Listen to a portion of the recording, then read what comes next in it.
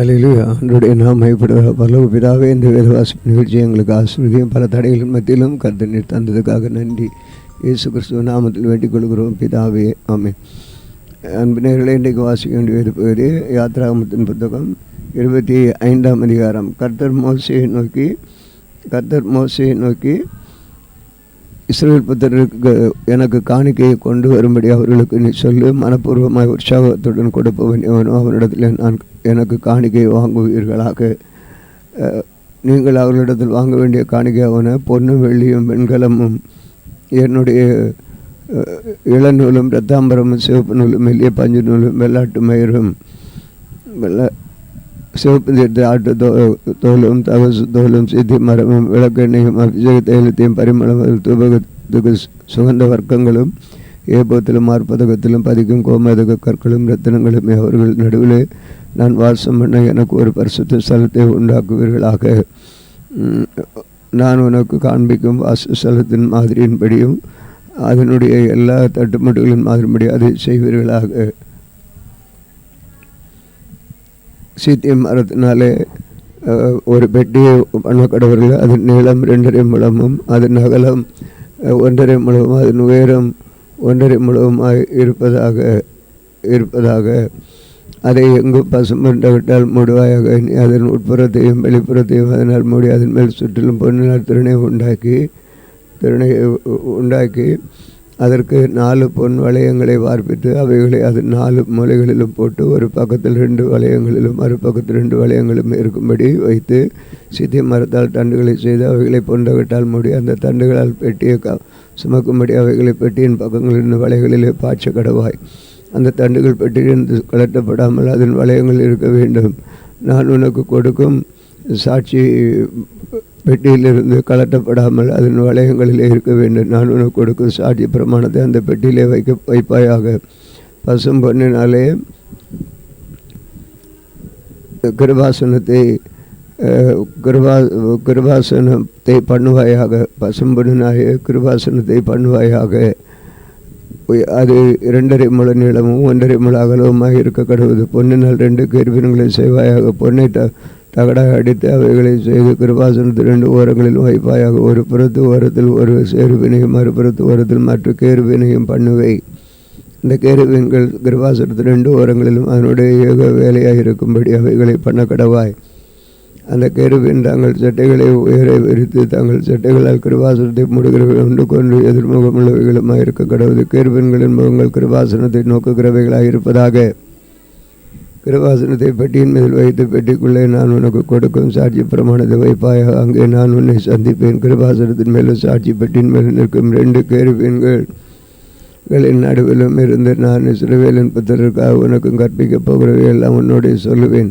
சித்தி மரத்தால் ஒரு மேஜையும் பண்ணுவாயாக. அது 2 முழம் நீளமும் 1 முழ அகலம் 1.5 முழமாக இருக்க கிடவது. அதை பசும்பண்டகட்டால் முடி சுற்றிலும் அதற்கு பொன்னினால் திறனை உண்டாக்கி சுற்றிலும் அதற்கு 4 விழுக்கடையான சட்டத்தையும் அதற்கு சுற்றிலும் பொன்னினால் திறனை உண்டாக்கி அதற்கு 4 பொன் வளையங்களையும் பண்ணி அவைகளை அதன் 4 கால்களுக்கு இருக்கும் 4 முலைகளிலும் வைக்க கடவை. அந்த வளையங்கள் மேஜையை சுமக்கும் தண்டுகளுக்கு இடமாக இருக்கும்படி சட்டத்தின் அருகே இருக்க வேண்டும். அந்த தண்டுகளை சீட்டை மரத்தினால் செய்து அவைகளை பொண்டகட்டால் மூடக்கடவை. அவைகளை மேஜை சுமக்கப்பட வேண்டும். அதற்குரிய தட்டுமுட்டிலும் துபக்கரண்டிகளையும் கிண்ணங்களையும் வானகரண்டிகளையும் எண்ணங்களையும் வானபலிகளையும் சுகங்களையும் பண்ண கடவாய். அவைகளை பசுமனால் பண்ண கடவாய். மேஜையின் மேல் நித்தமும் என் சந்நிதியில் சமூக தப்பங்களை வைக்க கடவாய். பசும்பொன்னினால் ஒரு குத்து விளக்கையும் உண்டாக்குவாயாக. அது பொன்னினால் அடுப்பு வேலையாகி செய்யப்பட வேண்டும். அதன் தண்டும் கிளைகளும் மொக்குகளும் அதன் பழங்களும் பூக்களும் பொன்னினால் செய்யப்பட வேண்டும். அதன் கிளைகள் அதன் பக்கங்கள்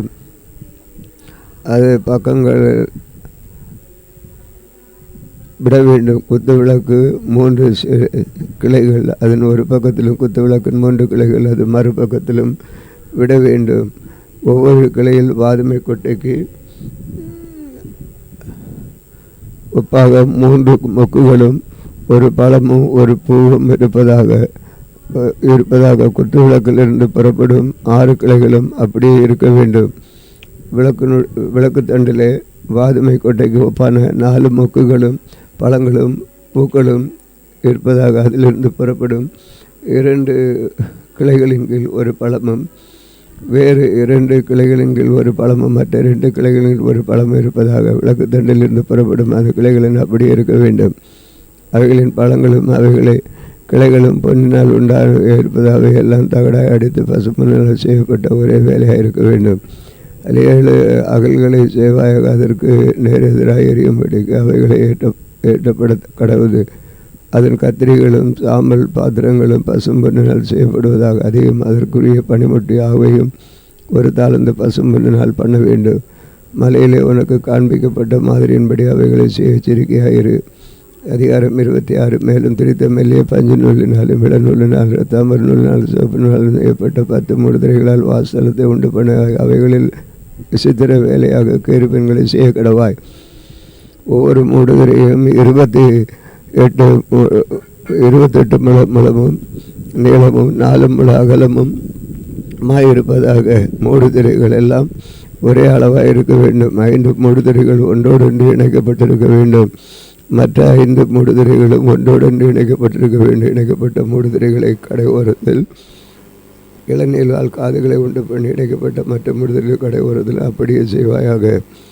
காதுகள் உன்னுடைய இணைப்படி ஒரு மூடுதலில் 50 காதுகளை இணைக்கப்பட்ட மற்ற மூடுதலில் ஓரத்தில் 50 காதுகளை உண்டு பண்ணுவாயாக. 50 பொன் கொக்குகளையும் பண்ணி மூடுதிரைகளை ஒன்றோடொன்று அந்த கொக்குகளை இழைத்து விடுவாயாக. அப்பொழுது அது ஒரே வாசலமாகும். வாசலத்தின் மேல் கூடாரமாக போடும்படி ஆட்டு மேல 11 மூடுதிரைகள் உண்டு பண்ணுவாயாக. ஒவ்வொரு மூடுதிரை 30 முழ நீளம் 4 முழ அகலமாக இருக்க வேண்டும். 11 மூடுதிரைகளும் ஒரே அவயவங்களாக இருக்க வேண்டும்.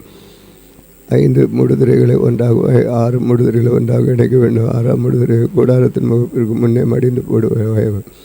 இணைக்கப்பட்ட ஒரு மூடுதிரையின் கடை ஓரத்தில் 50 காதுகளை இணைக்கப்பட்ட மற்ற மூடுதிரையின் ஓரத்தில் 50 காதுகளை உண்டு பண்ணி 50 வெண்கல கொக்கிகளை செய்து கொக்கிகளை காதுகளில் மாட்டி ஒரே கூடாரமாகும்படி அதை இணைத்து விடுவாக. கூடாரத்தின் மூடுதிரைகளில் மிச்சமான பாதி மூடுதிரை வாசலத்தின் பிற்புறத்தில் தொங்க வேண்டும். கூடாரத்தினுடைய மூடுதிரைகள் இந்த இடத்துல மீதியானதில் இந்த புறத்திலும் அந்த புறத்திலும் இழக்கும். வாசலத்தை மூடும்படி அதன் பக்கங்கள் தொங்க வேண்டும். சிவப்பு தீர்த்த ஆட்டுக்கடா தோல் கூடாரத்துக்கு ஒரு மூடி அதன் மேல் தகசு சொன்னால் மூடியை உண்டு பண்ணுவாயாக. வாசலத்துக்கு நிமிர்ந்து நிற்கும் பலகைகளை சீத்தி மரத்தால் உண்டு பண்ணுவாயாக. ஒவ்வொரு பலகையும் 10 முழ நீளமும் 1.5 முழ அகலமாக இருக்க வேண்டும். ஒவ்வொரு பலகைக்கும் ஒன்றோடொன்று ஒத்து இருந்திருக்க வேண்டும். 2 கலந்துகள் இருக்க வேண்டும். வாசத்தலத்தின் பலகைகள் எல்லாம் பிடிய செய்வாயாக. வாசலத்துக்கு செய்யப்படும் பலகைகளும் 20 பலகை தெற்கு திசைக்கு எதிராக நிற்க கடவுது. அது 20 பலகைகளின் கீழ் எனக்கும் 40 வெள்ளி பாதங்களை உண்டு பண்ணுவாயாக. ஒரு பலகையின் கீழ் அதன் 2 கலந்துகளுக்கும் 2 பாதங்களும், மற்ற பலகையின் கீழ் அதன் 2 கலந்துகளுக்கும் 2 பாதங்கள் இருக்க வேண்டும். பாதஸ்தலத்தின் மறுபக்கமாக வடபுறத்தில் 20 பலகைகளையும் அவைகளில் 40 வெள்ளி பாதங்களை உண்டு பண்ணுவாங்க. ஒரு பலகையின் கீழ் 2 பாதங்களும், மற்ற பலகையின் கீழ் 2 பாதங்கள் இருக்க வேண்டும். வாசலத்தின் மேற்புறத்தில் 6 பலகைகளும் வாசலத்தின் இரு பக்கத்திலும் உள்ள மூலைகளுக்கு 2 பலகைகளும் உண்டு பண்ணுவாங்க. அவைகள் கீழே இசைக்கப்பட்டிருக்க வேண்டும். மேலேயும் ஒரு வளையத்தில் இசைக்கப்பட்டிருக்க வேண்டும். 2 மூலைகளுக்கும் அப்படியே இருக்க வேண்டும். அவைகள் 2 மூலைகளுக்கும் அந்தபடி 8 பலகைகள் இருக்க வேண்டும். ஒவ்வொரு பலகைகளுக்கு 2 பாதங்களுக்கு 11 வெள்ளி பாதங்களும் இருக்க வேண்டும்.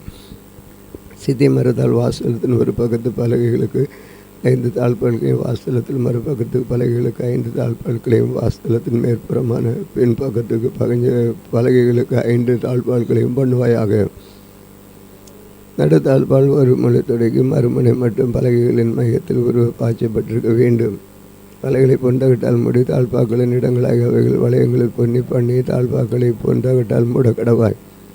மலையின் மேல் உனக்கு காண்பிக்கப்பட்ட மாதிரியின்படி வாசலத்தை நிறுத்துவாயாக. இளநீலால் தாமிர நூலால் சிவப்பு நூலால் திருத்தி மெல்லிய பஞ்சு நூலமனை வெட்டினால் ஒரு திருச்சலை உண்டு பண்ண கடவாய். அதில் விசித்திர வேலையால் செய்யப்பட்ட கேர்வின்கள் வைக்கப்பட வேண்டும். சித்தி மரத்தினால் செய்த பொண்டகட்டால் மூடப்பட்ட 4 தூண்களினாலே அதை தொங்கவிட. அந்த தூண்கள் 4 வெள்ளி பாதங்களில் நிற்கவும் அவைகளை கொக்கிகள் பொன்னினால் செய்யப்பட வேண்டும். கொக்கிகளின் கீழ் அந்த திசைகள் தொங்கவிட்டு சாட்சி வட்டியும் அங்கே திரைக்குள்ளாக வைக்க கடவாய். அந்த திசையிலே பரிசுத்த ஸ்தலத்திற்கும் மகா பரிசுத்த ஸ்தலத்திற்கும் பிரிவை உண்டாக்கும். மகா பரிசுத்த ஸ்தலத்தின் சாட்சி பெட்டிகளின் கிருபாசனத்தை வைப்பாக. திரைக்கு புறமாக மேஜைக்கு எதிரே வாசலத்தின் தென்புற குத்து விளக்கை வைத்து மேஜை வடப்புறமாக வைப்பாயாக. இளநூலால் ரத்தம்பர நூலால் சிவப்பு நூலால் மெல்லியதில் பஞ்சு நூலால் இவற்றில் சித்திர தைலங்கள் வருது தொங்குதிரையும் கூடாரத்தின் வாசலுக்கு உண்டாக்கி அந்த தொங்குதிரைகள் சீத்தி மரத்தால் 5 தூண்களை செய்து அவைகளை பொன்தகட்டால் முடி அவைகளை பொன் கொக்கிகளை உண்டாக்கி அவைகளுக்கு 5 வெண்கல பாதங்களை வார்ப்பிக்கப்படவார். அதிகாரம் 27. 5 முழ நீளமாக 5 முழ அகலமாக சீத்தி மரத்தால் பலிபீடத்தையும் உண்டு பண்ணுவாயாக. அது சதா காலம் 3 முழ உயரமாக இருப்பது. அது 4 மூலைகளிலும் 4 கொம்புகளிலும் உண்டாயிருப்பது. அதன் கொம்புகளும் அதனுடைய ஏகமாக இருக்க வேண்டும். அதன் வெண்கல தகட்டால் மூட வேண்டும். அதன் சாம்பலை எடுக்கத்தக்க சட்டிகளையும் கரண்டிகளையும் கிண்ணிகளையும் முள்துருடுகளையும் நெருப்பு சட்டிகளை உண்டாக்குவாயாக. அதன் பனிமுட்டுகள் எல்லாம் வெண்கலத்தால் பண்ணுவாயாக. வலைப்பின்னல் போன்ற ஒரு வெண்கல சல்லடையை பண்ணி அந்த சல்லடையின் 4 மூலைகளிலும் 4 வெண்கல வளையங்களை உண்டாக்கி அந்த சல்லடை பலிபீடத்தின் பாதி உயரத்தில் இருக்கும்படி அதை தாழ பலிபீடத்தின் சட்டடைக்கு கீழாக வைப்பானாக. பலிபீடத்துக்கு சித்தி மரத்தால் தண்டுகளை பண்ணி அவைகளை வெண்கல தகட்டால் மூடுவாயாக.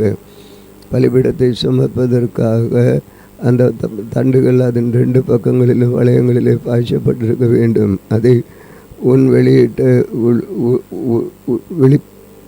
வெளிவிட்ட பலகையினாலே பண்ண வேண்டும். மலையில் உனக்கு காண்பிக்கப்பட்டபடி அதை பண்ண கடவர்கள். வாசல் பிரகாரத்தையும் உண்டு பண்ணுவாயாக. தெற்கு திசைக்கு எதிரான பிரகாரத்துக்கு திரித்த மெல்லிய பஞ்சுதல் செய்யப்பட்ட 100 முழ நீளமும் தொங்குதிரைகள் இருக்க வேண்டும். அவைகளுக்கு வெண்கலத்தினாலே 20 தூண்களும் 20 பாதங்களும் இருக்க வேண்டும். தூண்களின் கொக்கிகளில் அவைகளில் பொங்கலும் வெள்ளியினால் செய்யப்பட வேண்டும். அப்படியே வடப்பக்கத்தின் நிலத்திற்கும் 100 முழ நீளமான தொங்குதிரைகள் இருக்க வேண்டும். அவைகளுக்கு 20 தூண்களும் அவைகள் 20 பாதங்கள் வெண்கலமாக இருக்க வேண்டும். தூண்களும் கொக்கிகளும் பொன்களும் வெள்ளியினால் செய்யப்பட வேண்டும். பிரகாரத்தின் மேற்பக்கமான அகலத்திற்கு 50 முழ நீளமான தொங்குதிரைகள் இருக்க வேண்டும். அவைகளுக்கு 10 தூண்களும் அவைகளுக்கு 10 பாதங்களும் இருக்க வேண்டும். சூரியன் உதிக்கிற திசையாக கீழ்பாதத்தின் பிரகாரம் 50 முழ அகலமாக இருக்க வேண்டும். அங்கே ஒரு புறத்திற்கு 15 முழ நீளமான தொங்குதிரைகளும் அவைகளுக்கு 3 தூண்களும் அவைகளுக்கு 3 பாதங்கள் இருக்க வேண்டும். மறுபுறத்து 15 முழ நீளமான தொங்குதிரைகளும் அவைகளுக்கு 3 தூண்களும் அவைகளுக்கு 3 பாதங்கள் இருக்க வேண்டும். பிரகாரத்தின் வாசலுக்கு இளநூலாலும் இரத்தாம்பர நூலாலும் சிவப்பு நூலாலும் திருத்த மெல்லிய பஞ்சு நூலும் சிந்திர தையலாலே செய்யப்பட்ட 20 முழ நீளமான தொங்குதிரையும் அதற்கு 4 தூண்களும் அவைகளுக்கு 4 பாதங்களும் இருக்க வேண்டும். சுற்று பிரகாரத்தில் தூண்கள் எல்லாம் வெள்ளியினால் பொன் கட்டப்பட்டு இருக்க வேண்டும். அவைகளின் கொக்கிகளின் வெள்ளியினாலும் அவைகளின் பாதங்கள் வெண்கலத்தினாலும் செய்யப்பட்டு இருக்க வேண்டும். பிரகாரத்தின் நீளம் 100 முழம், இருபுறத்து அகலமும் 50 முழமும் உயரமாக 5 முழமாக இருப்பதாக. அதன் தொங்கல்கள் திருத்த மெல்லிய பஞ்சுதனால் செய்யப்பட்டு அதன் தூண்களின் பாதங்கள் வெண்கலமாக இருக்க வேண்டும்.